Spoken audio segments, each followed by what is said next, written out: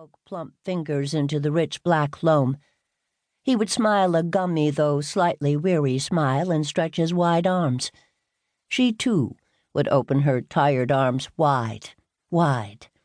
Then they would say in a duet, his mouth a puckered pink petal, hers quivering with tenderness and a certain amusement, "So big," with the voice soaring on the prolonged vowel and dropping suddenly with the second word.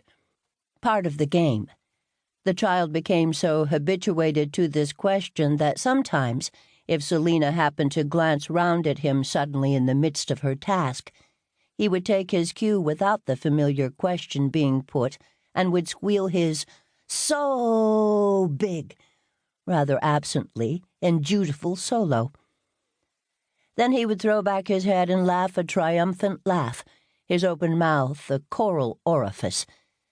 She would run to him and swoop down upon him and bury her flushed face in the warm, moist creases of his neck and make as though to devour him. So big! But of course he wasn't. He wasn't as big as that. In fact, he never became as big as the wide-stretched arms of her love and imagination would have had him.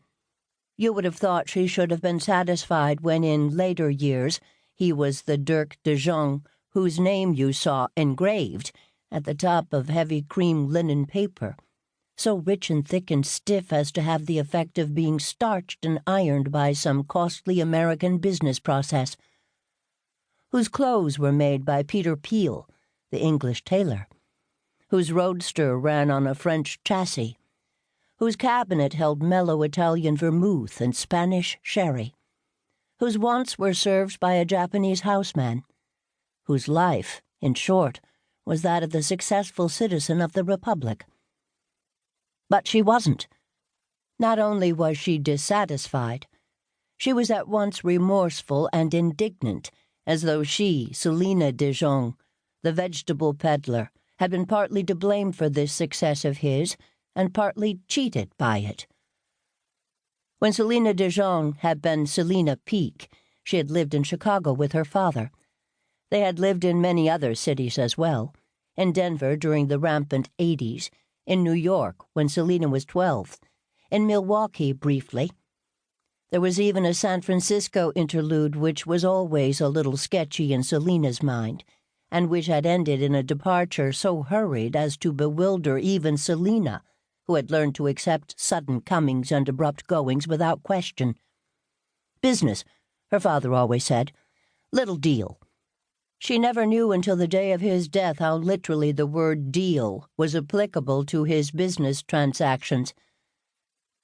Simeon Peake, traveling the country with his little daughter, was a gambler by profession, temperament, and natural talents. When in luck, they lived royally, stopping at the best hotels, eating strange, succulent sea viands, going to the play, driving in hired rigs, always with 2 horses. If Simeon Peake had not enough money for a 2-horse equipage, he walked.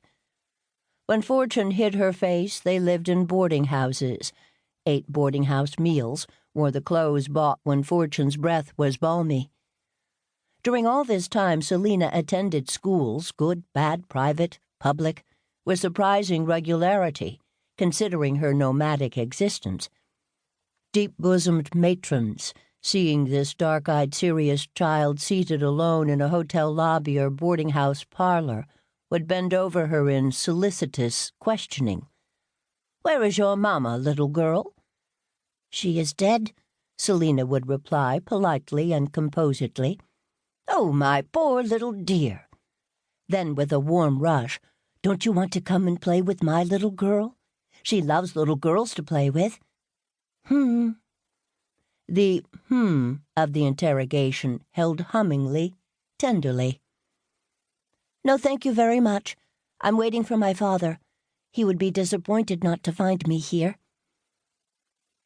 These good ladies wasted their sympathy. Selina had a beautiful time, except for 3 years, to recall which was to her like entering a somber, icy room on leaving a warm and glowing one. Her life was free, interesting, varied. She made